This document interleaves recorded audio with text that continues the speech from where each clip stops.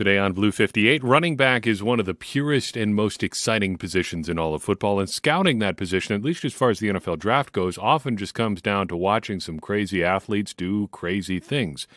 And more exciting than all that is the fact that the Packers could be in the market for one. Blue 58! Hello and welcome to another episode of Blue 58, the one and only podcast of thepowersweep.com. I'm your host, John Meerdink, happy to be with you here for another episode.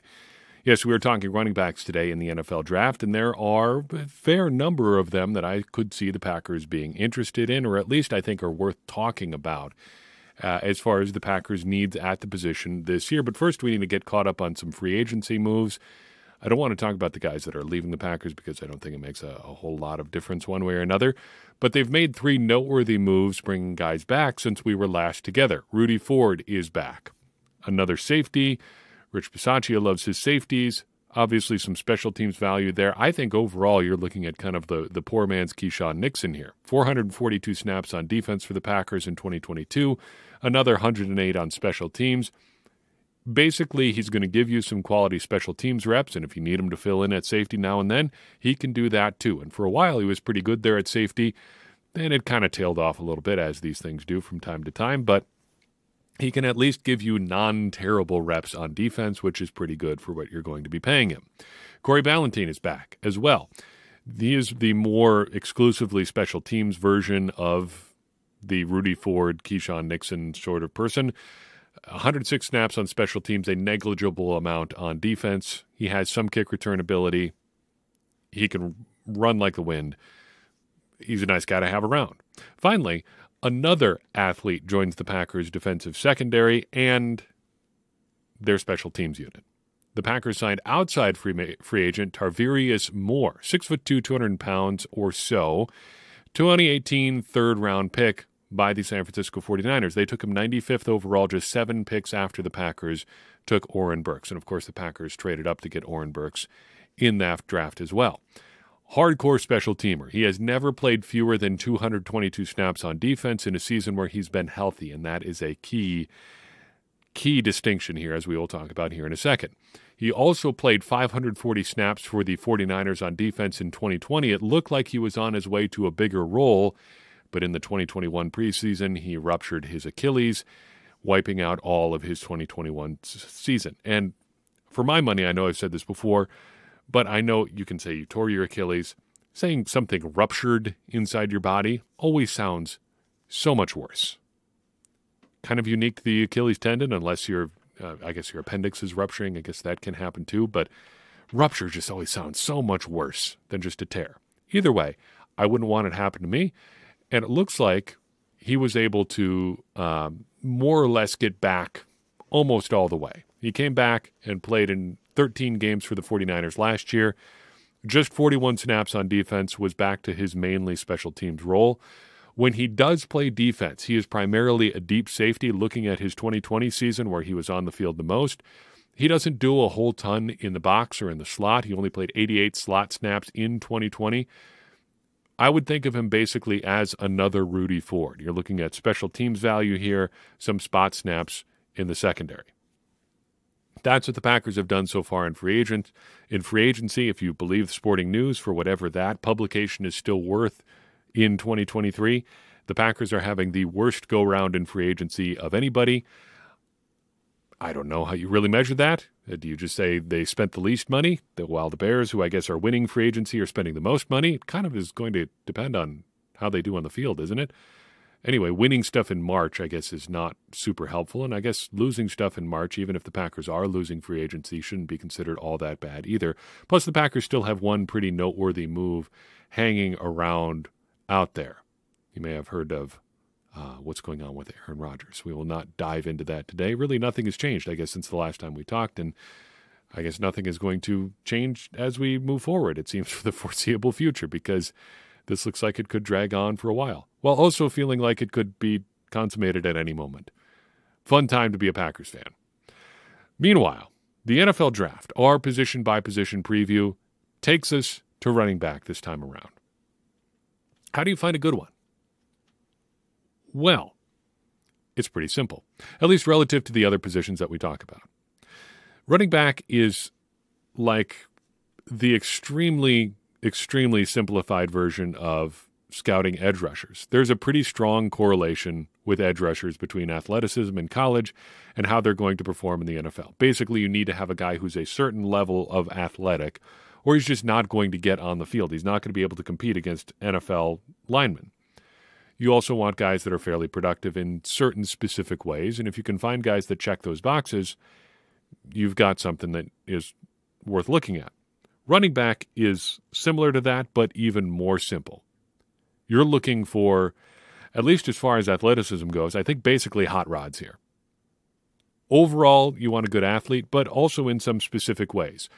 We love relative athletic score, obviously, but historically, what's worked really well for me is looking at speed score. This is a metric developed by Bill Barnwell. You can read his work on ESPN, but basically it rates how well you can move mass. So he figures, and I think accurately, that for running backs, running fast is good, but running fast while you are big is better. So think of guys like, just to pull some historical examples, think of a guy like Adrian Peterson. One of the best things about him is that he is fast. But one of the even better things about him is that he's fast and he's also, 220, 225 pounds.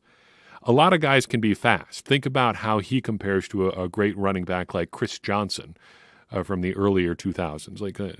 What did he peak? Like 2009 or so? He had a 2,000-yard season in there.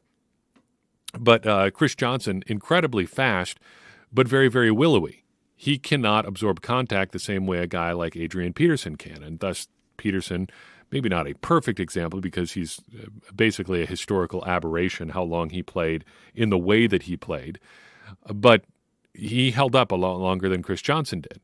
The bigger, stronger guy is going to be able to be a more effective runner for longer and maybe just a more effective runner in general if he can move mass well. And the Packers have really liked guys that can move their mass well. Even Eddie Lacy, obviously a bigger back, still had a speed score that cracked 100, and 100 is the metric that we're going to be looking for. We want guys who can run fast, yes, but who can move their mass in such a way that results in a speed score over 100. And the formula is pretty simple. You multiply a guy's weight times 200, and you divide it by their 40 time to the fourth power. Basically, you're just trying to get something that scales on a 1 to 100 number, and anything over 100 is good. Sound fair enough? Good.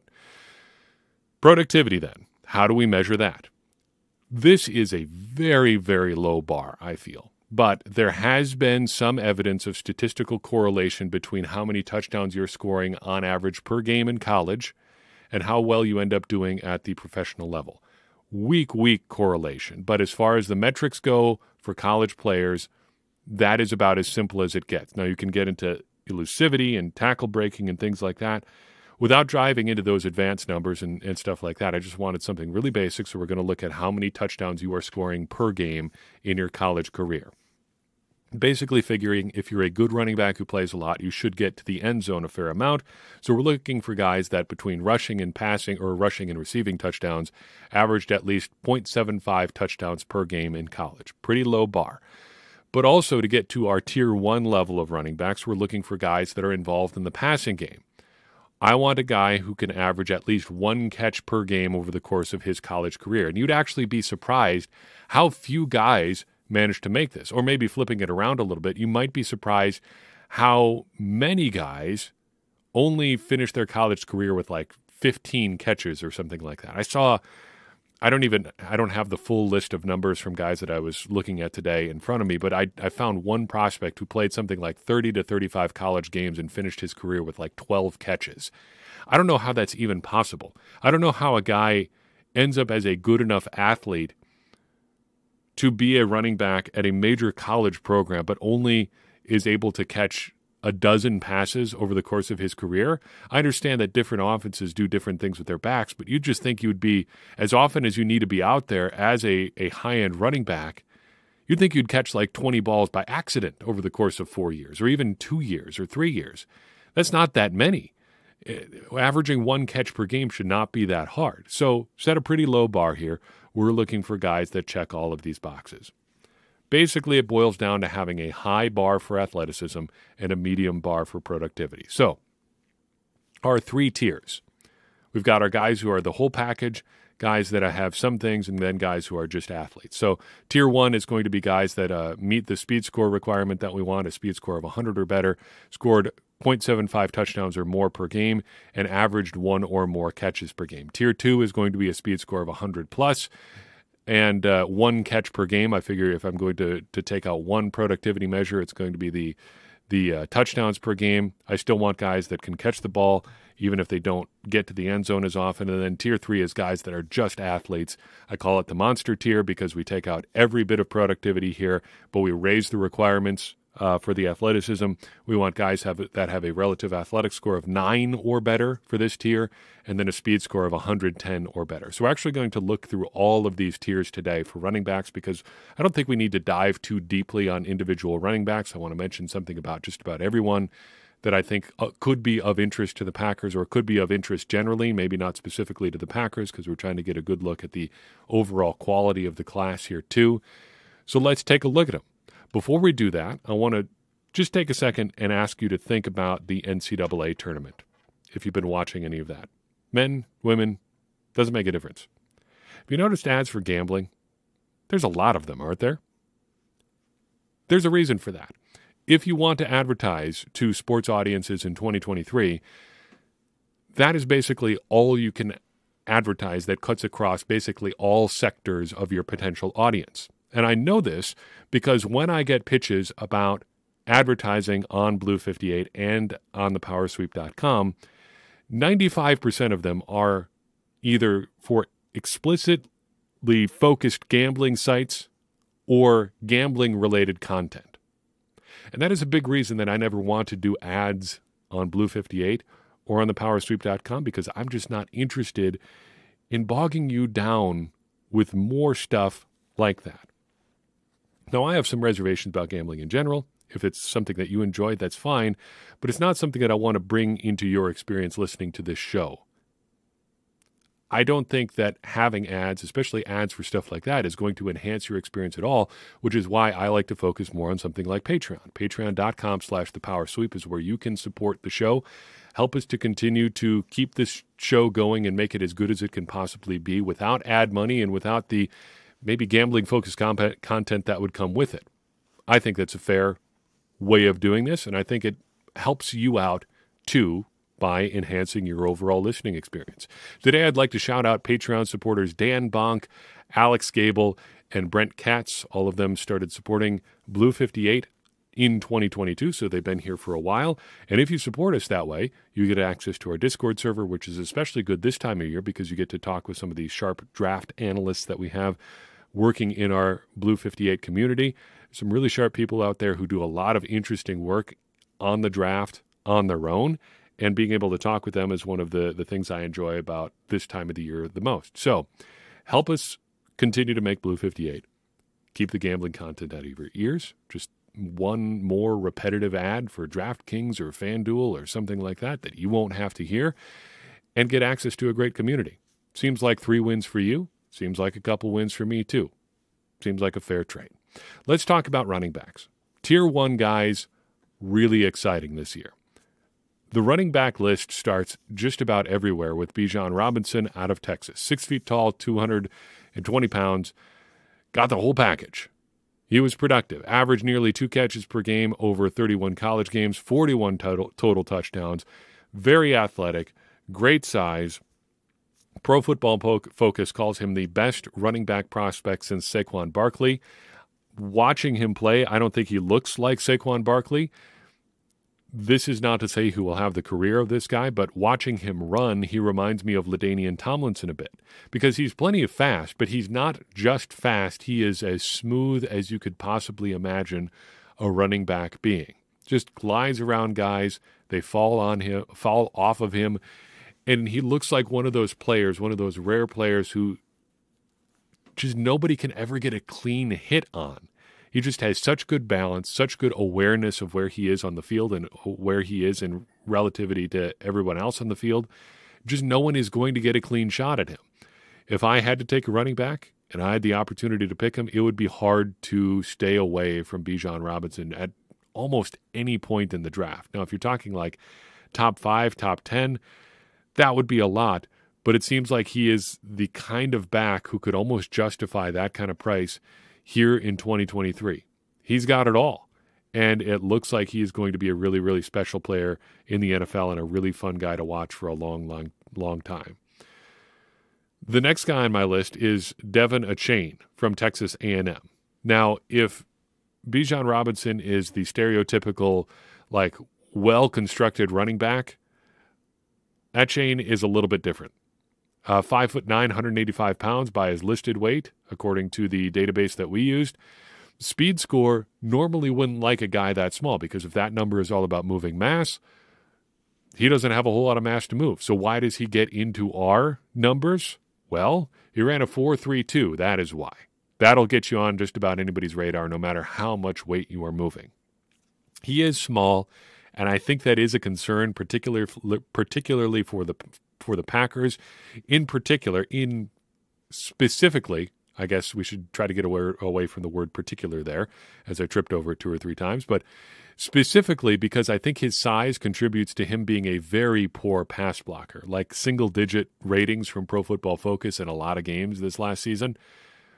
Plenty productive elsewhere, though. He looks like a great complementary back for someone in the future. The kind of guy who you slot in maybe behind a guy like an A.J. Dillon or a Jamal Williams, something like that. Somebody who doesn't have to be your primary ball carrier or pass protector. He's not probably going to be a 3-down back in the NFL, but to the extent that those even exist anymore, I'm not sure that that's really much of a problem. Flipping back to the other end of the spectrum, let's talk about Zach Charbonnet out of UCLA. 6'1", 220 pounds. He is the least, air quotes, athletic out of anyone in Tier 1. Just an 8.64 relative athletic score and a 4.53 40-yard dash time, but he has good size, and that's probably what matters most for him. Even if he doesn't have that ultra high-end speed, being able to move well at 220 pounds or so matters a lot. He ended up at UCLA after 2 years at Michigan. As someone who ends up watching a lot of Michigan games, it looked to me in his early career, and maybe this was just being a young player, but it looked like they'd never really figured out exactly what to do with him, because he was a straight-ahead runner playing in a zone kind of semi-spread scheme where he had to take a lot of handoffs at a shotgun. It just didn't seem like a good fit for his skills, and they didn't ever really get him involved in the passing game either until he transferred to UCLA. There you really saw him, I think, become a more well-rounded player. Maybe it's just maturing. Maybe it's figuring out who you are as a player as you get older. But he really became the player I think he was always supposed to be playing at UCLA. I think if you draft a Zach Charbonnet, you're probably taking him hoping he's going to be a plus version of someone like Jamal Williams. Now, don't let that just get into your head and say, I'm only saying he's going to be as good as Jamal Williams. Jamal Williams is plenty good, by the way. But I'm not talking like a 3.8 to 4.2 yards per carry sort of back. I'm talking about a guy who's going to end up being like a really, really reliable second back, or maybe a guy who's going to start 6 to 8 games a year for you for like 2 to 3 teams over like a 6 to 8 year NFL career. A guy who's going to log 150 to 200 carries a year for most of a decade. That's what I see when I see Charbonnet. I think that's a really valuable sort of player you can draft. I don't know what you end up paying a guy like that on his second contract, but he's probably going to be the sort of player, just looking at how he plays, that ends up playing a fairly long time. Rounding out our Tier 1, another smaller back, Keaton Mitchell out of East Carolina. 5'9", 184 pounds, slightly smaller version of Achane, and kind of snuck in here with some good but not great numbers. Our thresholds, again, speed score of 100, 0.75 touchdowns per game, and 1 catch per game. Mitchell finishes his career with a speed score of 100.9, so just barely cracking that 100 mark, averaging 0.84 touchdowns per game and 1.81 catches per game. So he really only crushes the catches per game, but still plenty productive. I think that profile puts you in a similar category to our former player there as well. A complementary back who's going to be plenty productive. The biggest surprise for me looking at Mitchell, I didn't see anything that would indicate a lot of kick return or punt return experience. Usually a guy at that size as a running back, you see him back there returning punts now and then. Not so with Mitchell. 12 career kick returns, 0 punt returns. Maybe that's something he adds to his game in the NFL. Our tier 2 guys are our athletic pass catchers. And quickly mentioning a few of these guys, I've got 4 in the tier as of right now, and these lists will fill out maybe a little bit more as we get through some more pro days. But Jahmyr Gibbs out of Alabama, he missed tier 1 by fractional amounts of points. Hit on speed score, hit on catches per game, but he only averaged 0.74 touchdowns per game. So just technically he's going to end up in our second tier here. If you absolutely had to draft a running back and Bijan Robinson was gone, the numbers would point you to Gibbs, and that's probably where I would go to. I don't know where I would pick him, and honestly, I don't know where I pick a running back anymore. We did some research a couple years back that showed that the vast majority of actually productive backs, and I'm not talking just volume stats, I'm talking like DVOA and DYAR from Football Outsiders, the majority of those guys are still coming in like the first round, the second round, the third round. I know that the draft watchers, the analytics people will say, don't take a running back early. I understand that. But the valuable running backs do tend to come from those areas of the draft. And I'm not entirely sure why that is. Maybe they're getting drafted by teams that are already established. Maybe it's guys that are playing on teams with strong offensive lines. I don't know. I didn't dig that far into the data, but it seems like the good running backs still are getting taken early. Now, their value is still low relative to other positions, but that is where these guys tend to get taken. Just thought we should point that out, but I don't know exactly where I would take a running back if I really, really needed one. That said, it is Robinson and Gibbs for me at the actual top end of the list if I had to pick 2 of them. Next on our tier 2 guys, Chris Smith out of Louisiana. He stands out because he's roughly as fast as Achane and Mitchell, but he's a little bit on the heavier side, around that 200-pound mark. That's good to see. Aaron Jones is a classic example of a guy who, though he is small, is built pretty well.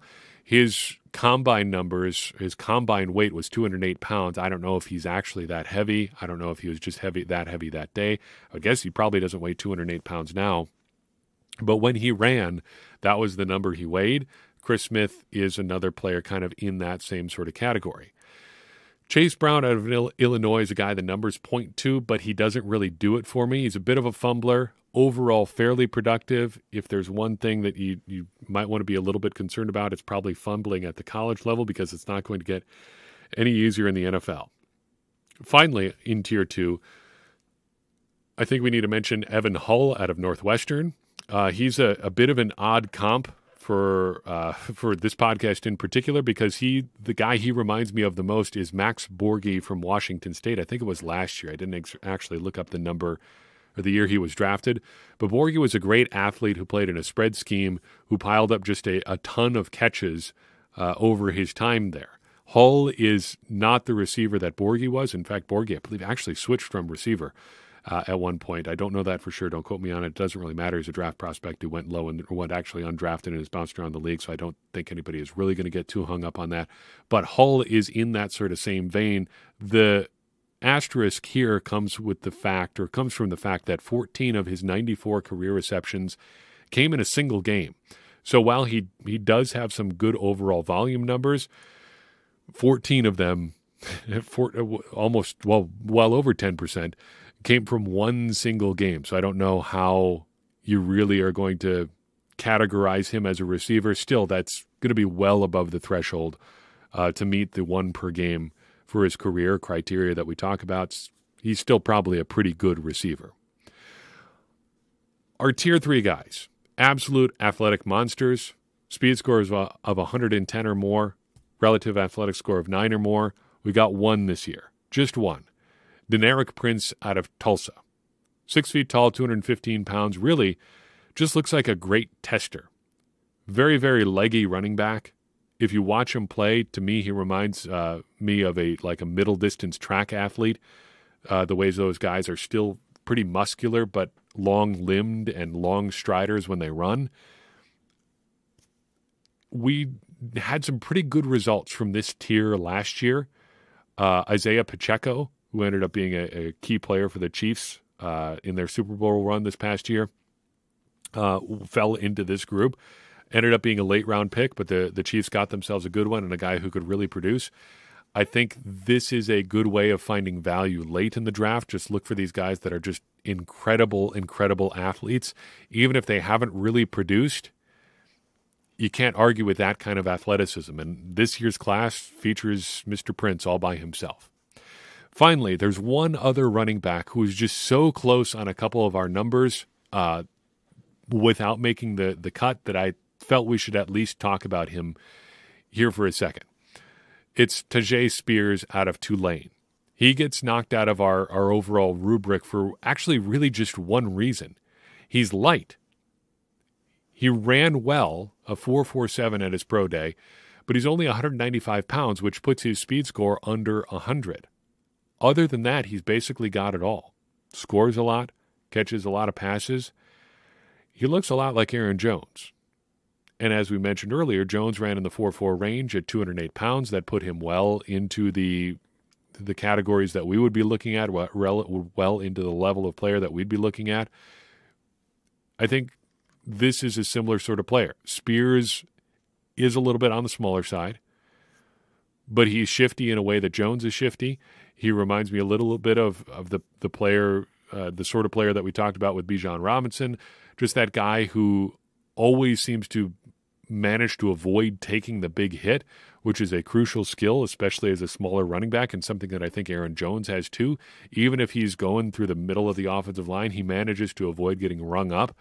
I don't know if I've ever seen Aaron Jones just get like stoned in the hole by a linebacker, and you see that same sort of thing with Spears. He manages to avoid getting just lit up no matter where he is on the field. And I think as an especially small back, that is important to have. So these are the guys that I think the Packers, or really any NFL team, should be interested in looking at. Where, if you're the Packers, do you take one? Because you've got Aaron Jones, you've got A.J. Dillon, and both of those guys are in a contract situation with respect to what we said about Jones before, where it's really hard to bet against him at this point, being around forever. They're both in a contract situation where, at least looking at it right now in March 2023, it's going to be hard to bring one or both of them back next year. The Packers do probably need somebody. Looking at this class, I think the real value at running back is probably in that 4 to 6 range. So your Jamal Williams, your Aaron Jones sort of range. There are guys in there that are going to get pushed down the draft board a little bit.